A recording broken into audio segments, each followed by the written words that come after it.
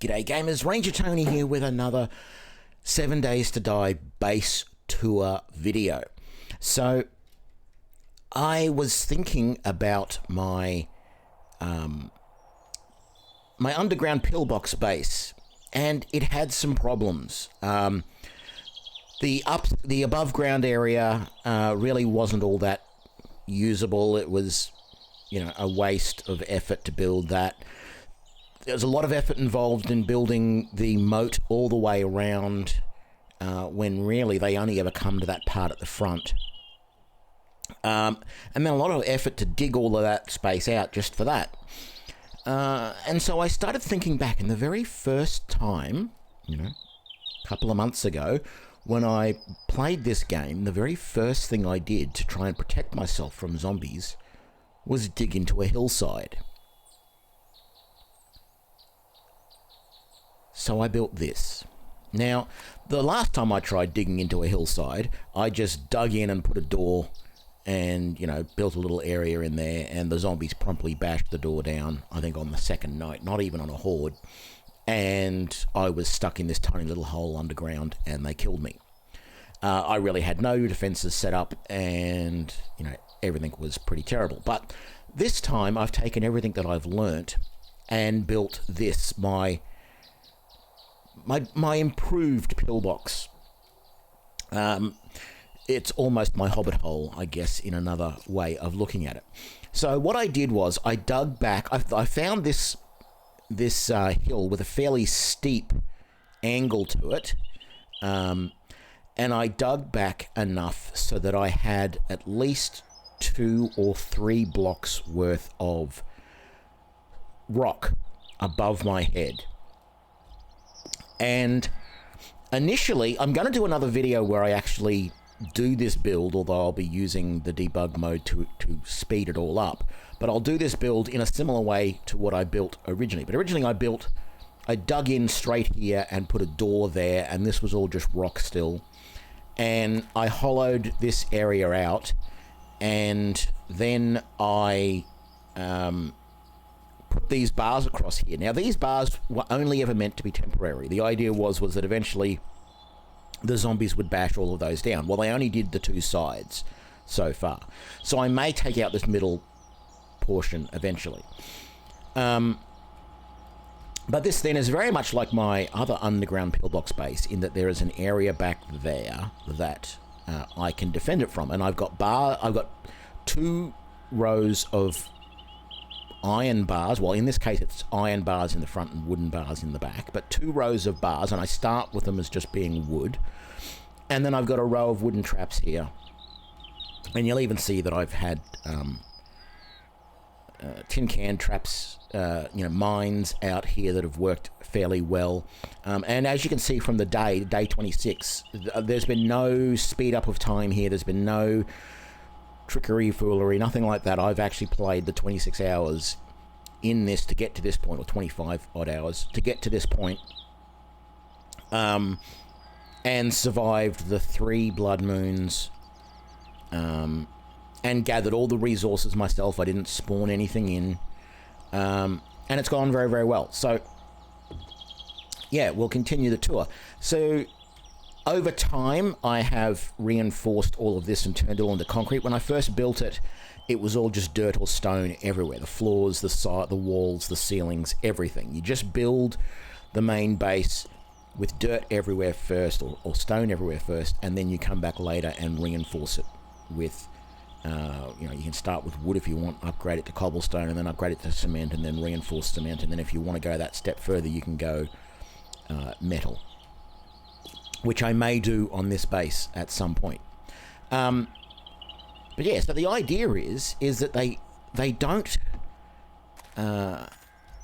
try and dig their way in, because there's too much stuff for them to have to dig through. Oh, and I put these inclined blocks up here, so if they come from up this way, they will slip on those and fall down here, because I was getting them sort of standing up there and pounding away at the stone and stuff like that. And I don't want them doing that. Not that they're really going to be able to dig through. It's going to take them way too long. They're going to come down eventually.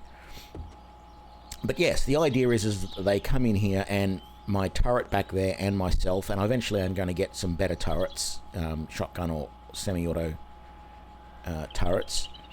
But the turrets are there to kill them while I stand back with various guns, bows, whatever, and shoot them. And the idea is that they will come in and they will attack the bars. They won't actually attack this door, with an exception, which I'll explain later. But that's my way in and out. So the way this works is, I've got a door here. There is at least 3 blocks here. Another door, again, just as reinforced as that one. Right? And then a third door here. So the idea is that they only have 2 blocks to get through here, excluding the traps. They've only got 2 rows of bars to get through to get to me, whereas to go that way, they have to go through 3 doors. And it does seem to work. The idea here is that I've reinforced everything so that they're not going to try and bash. Like, they could, theoretically, if they got to there and that trap wasn't there, and they got to the iron bars and went, those bars are going to be too hard to get through, I'll go through the wall. Now, admittedly, at the moment, it's concrete, but previously it was only wood. So they could dig through that section, dig through that section, dig through this one, and dig through this one. So they'd have to go through 4 or 8, essentially, wooden blocks, and they could come out in here. I suspect they can somehow detect how much durability they would have to bash their way through to go through the wall, or to go through the doors, the 3 doors that I've got there, as opposed to coming through the bars. Now, what actually sparked me to thinking that that's the way it works, I thought it was just the number of bars, the number of blocks. So I thought, if I only had 2 blocks here, and yet there's 3 doors down that path, they'll never attack that door. They'll just come here and attack these bars. And in my last Blood Moon, I mistakenly left this door open. So that door was closed, and this door was closed, and I'm here fighting, and they're running there and attacking that door. And I'm going, why are they attacking that door and not coming to these bars? And it was because this door here was open, and that gave them a free path. So they only had the durability of these 2 doors rather than these 2 rows of bars. So it's either 2 blocks that they've got to get through, or it's the durability. But yes, this then, you come through the final door and you then have the main defense area. I was lucky enough that the trader at 2 separate occasions had a generator bank and a battery bank, so I was able to purchase those and bring them in, and then I've built relays and switches and stuff. So I have a timed relay here, which I think I may end up replacing with just a light switch, which will be over here on this wall. But at 1900 every day, it turns all the lights on. So I've got a light out the front shining out onto the landing area. I've got a light there, and I've got this light here, and then there's one downstairs, and then there's the 2 lights in here to light this corridor. And so that all works very well. And once I get shotgun and auto gun turrets, they're going to go here with switches on them to be able to turn them on and off, as you saw in my pillbox build. And they'll all be powered by the battery bank. And at the moment I've got 4 batteries in there, and it's slowly, the first one's drained, and it's slowly draining the second at the moment. And at any time I can just turn the generator back on and recharge the batteries. So that's all good. So yes, defend the base from here. I keep all of my healing and then ammunition and backup weapons and equipment, tools in here. I can quickly pick up my turret at any time and reload it and put it back down when there is a Blood Moon. And then the final part of the base, there is no bug out. Is the only problem with this build. There is no back door, there is no way out of this build. If they manage to break in, I'm dead. and I'm pretty happy. I'm pretty satisfied with that because I don't think they'll be able to do it. So then I come in here, and this area is a little bit less finished. As you can see, the walls are still bare stone. I haven't gone to the effort of reinforcing them at all. And then I have all of my other stuff in here. So very, very compact. My bedroll, my claim block so that I can pick things up and move them around if I need to. A chest here with crafting supplies in it. My cement mixer, which is producing more cement so that I can reinforce and upgrade blocks, etc. at the moment, which is what I'm still doing. My workbench, my forge, my chemistry bench, my cook fire, and then my food and cooking supplies. And yeah, doing very well with all of my supplies. I've been out and looted stuff. I've built a bike. You can see it in the HUD there at the moment. That's just out the front. So I built a bike already, which greatly improves my mobility to go out and scavenge. So there's the bike right there. Yeah, so this is my base. If I need more room, I will expand the area down here, not up there. What I found, this is the second or third iteration of this base. What I found was I started building back this way with the idea that eventually I would put a back door similar to my pillbox, my other pillbox, my underground pillbox base. But what I found was when I built back here and put all of my workbenches and everything back there, the heat and the activity that generated caused the zombies to start digging above me. Right? So by putting them below me, it means that the heat and activity is, like at the moment, the forge is actually right under that block there. And so the workbench is there, the chemical workstation is just over there. So, or maybe the forge is under the turret here. But it's keeping it all centralized. If I was to build anything, I would move it all further forward so that maybe my stuff is underneath the floor there. And you'll notice I've gone down 2 blocks. So there is one full block, which is the floor here, and then a second block, which is the ceiling. So even if I go forward there, any zombies out there that want to dig down through the floor to get to my forge, for example, have to go through 2 blocks of, at this point, concrete, eventually reinforced concrete. So, yeah, where possible, I'm keeping things as robust and as armored as possible. But yeah, if I want more space here, I might go back in that direction, but more than likely what I would do is I would go down another level. But at the moment I don't feel I need to. I've got all of the tools and resources that I need here. The only other thing I could want space for is storage, and I've got space here to put, you know, two more secure storage chests. I can put 2 more there. I can't put any in this corner here because the bedroll won't let you put anything above it.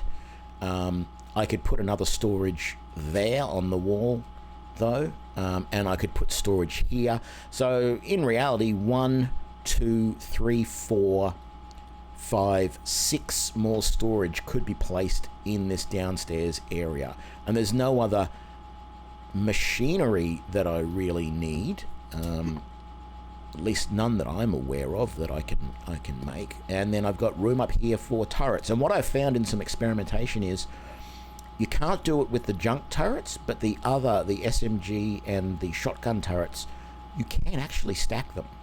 So there's enough room here for me to have 8, so 2, 4, 6, 8 of those turrets available. And it's unclear under normal circumstances whether they will all run when they're powered, but I think they might. So yeah, that is my base.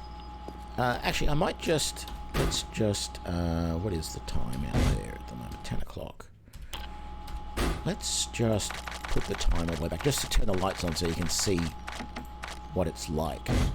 So that's the base lit up. Nice and bright down here, so that I can still work and see. Nice and bright in here to defend, and you can still see in the entrance tunnel as well.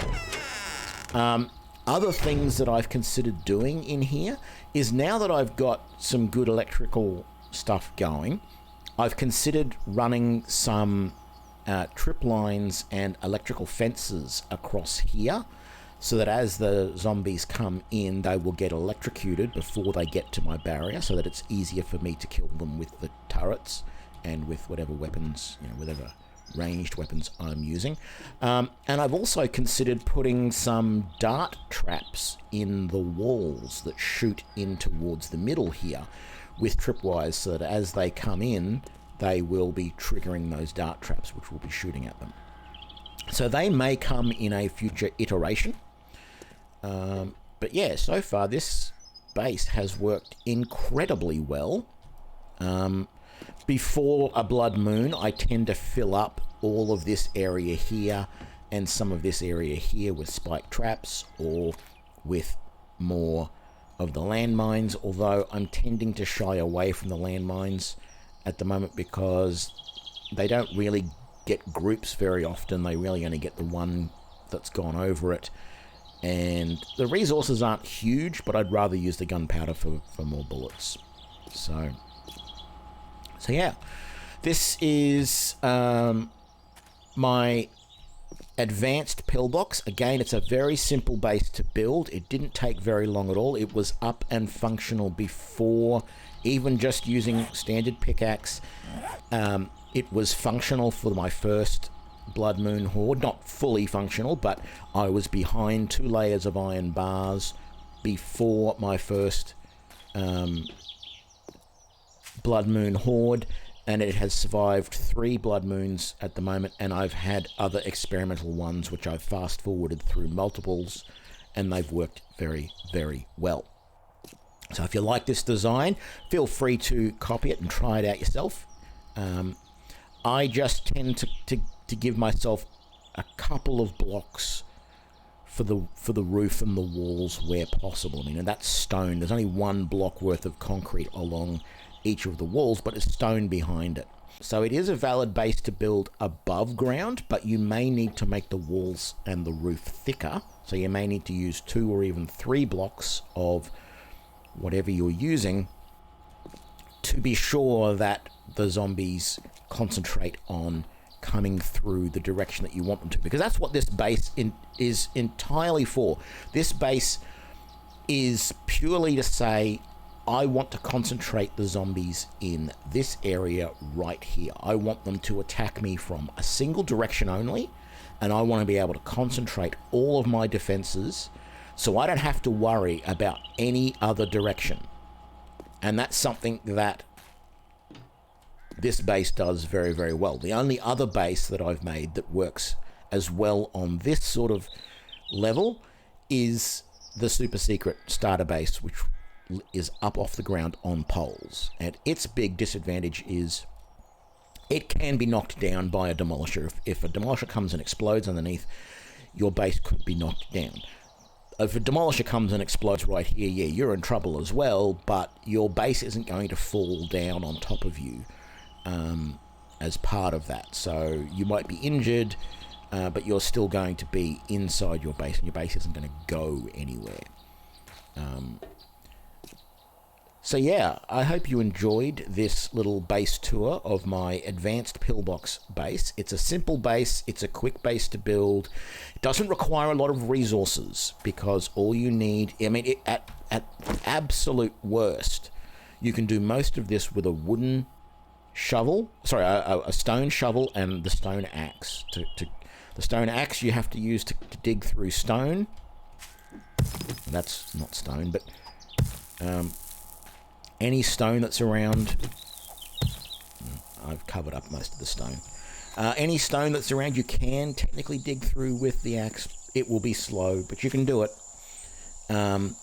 But if you can find or make an iron pickaxe, that will make your job a lot quicker. But actually, for the first part of this build, for a significant portion of it, I had not yet found or been able to make an iron pickaxe. So I actually did dig out a significant portion of this with just a stone shovel and the stone axe. It was slow going, but it was possible to do. So I hope you enjoyed this little tour. If you did, please give me a like and share it with your friends. Be sure to subscribe to keep up to date with all of my builds, and I will see you for the next one. Thanks a lot. Bye.